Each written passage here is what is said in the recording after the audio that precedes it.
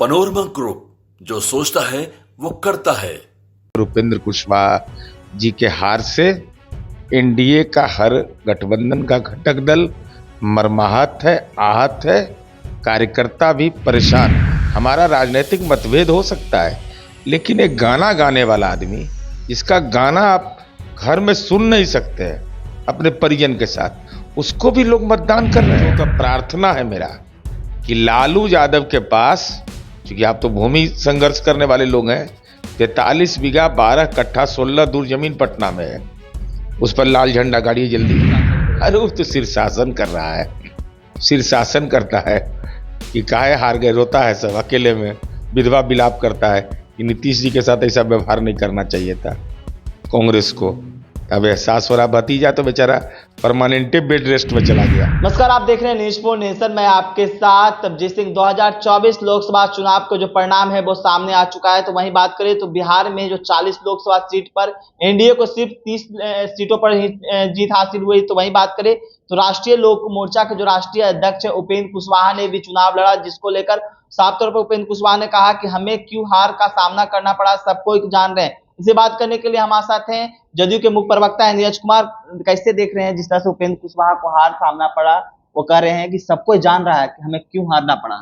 काराकाट से राष्ट्रीय लोक मोर्चा के राष्ट्रीय अध्यक्ष माननीय उपेंद्र कुशवाहा जी के हार से एनडीए का हर गठबंधन का घटक दल मर्माहत है, आहत है, कार्यकर्ता भी परेशान है, और इसका असर शाहाबाद के विभिन्न लोकसभा सीटों पर पड़ा। ये सबके लिए चिंता का विषय है। और एनडीए का शीर्ष नेतृत्व, अब बैठक में जो मुझे जानकारी मिली है कि बैठक में वो गए हैं, तो एनडीए का शीर्ष नेतृत्व निश्चित रूप से समीक्षा करेगा कि आखिर क्यों ऐसा हुआ। चिंता हमको व्यक्तिगत एक राजनीतिक कार्यकर्ता होने के नाते यह लगता है कि भाई राजनीति किस दिशा में जा रही है। हमारा राजनीतिक मतभेद हो सकता है, लेकिन एक गाना गाने वाला आदमी जिसका गाना आप घर में सुन नहीं सकते हैं अपने परिजन के साथ, उसको भी लोग मतदान कर रहे हैं। आखिर राजनीति किस दिशा में जाएगी, इस दिशा में भी राजनीतिक दलों को विमर्श करना चाहिए। लेकिन उपेंद्र कुशवाहा ने साफ तौर पर कहा है कि जिस तरह से त्रिकोणीय लड़ाई वहां पर देखने को मिला काराकाट में, उन्होंने कहा था कि उन्हें लड़ाया गया है कि लड़वाया गया, ही तो सब लोग जान रहे हैं। कहीं ना कहीं बीजेपी पर इशारा कर रहे हैं। अब ये इस संबंध में तो मुझे कोई जानकारी नहीं है, लेकिन एनडीए का हर कार्यकर्ता आहत है, मर्माहत है। लेकिन जिस तरह से अंतिम चरण के जो चुनाव हुए, 7वें चरण के, जिसमें 8 सीटों पर चुनाव हुए, 6 सीटें जो एनडीए को हार का सामना करना पड़ा, सिर्फ 2 सीटें। तो भाई तो बता तो रहे कि पूरा शाहाबाद का इलाका में हम चुनाव हार गए, नहीं तो हमारी संख्या और बढ़ती, 3/4 ज्यादा सीट अब जीतते। एक गलती ने हमको विभिन्न सीटों पर हमको चुनाव हरवा दिया, तो इसकी समीक्षा शीर्ष नेतृत्व करेगा।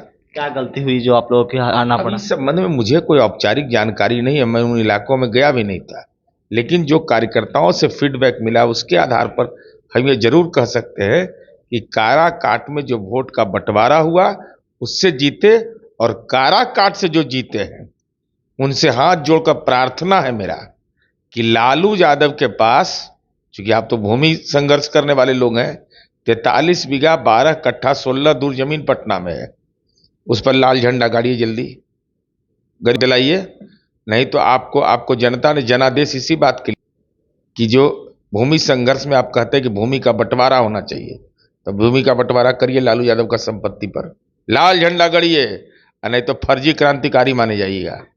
एक सवाल है, जिस तरह से सर्वसम्मति आज एनडीए के नेता चुने जाएंगे प्रधानमंत्री नरेंद्र मोदी, लेकिन आप लोगों की सरकार बनेगी तो कहा जा रहा है कि आप लोगों ने मंत्रिमंडल में मांग किया है रेल का, कैसे इसको? अरे ये सब बेतुका बात है।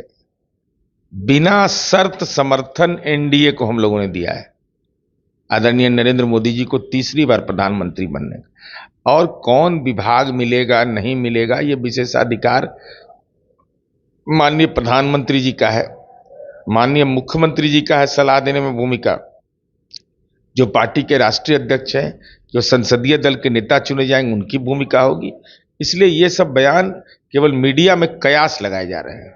विपक्ष भी लगातार बैठक कर रही है, इंडिया अलायंस दिल्ली में, सब सांसदों। अरे वो तो शीर्षासन कर रहा है, शीर्षासन करता है कि काहे हार गए, रोता है सब अकेले में, विधवा विलाप करता है कि नीतीश जी के साथ ऐसा व्यवहार नहीं करना चाहिए था कांग्रेस को। अब एहसास हो रहा, भतीजा तो बेचारा परमानेंटे बेड रेस्ट में चला गया, 4 सीटें आया। लेकिन अब तो अखिलेश यादव कह रहे हैं कि अब विपक्ष मजबूत में आया, सरकार से काम करवाएंगे। अरे बिहार में न 0 सन्नाटा, अरे जितना कांग्रेस की ताकत उतना अब आरजेडी की ताकत, अब है कहाँ, अब कहाँ, ये एहसास तो लोगों को हो ही गया है। क्या कुछ कर रहे थे जदयू के मुख्य प्रवक्ता नीरज कुमार, आपने सुना। तमाम खबर न्यूज़ के साथ, नमस्कार।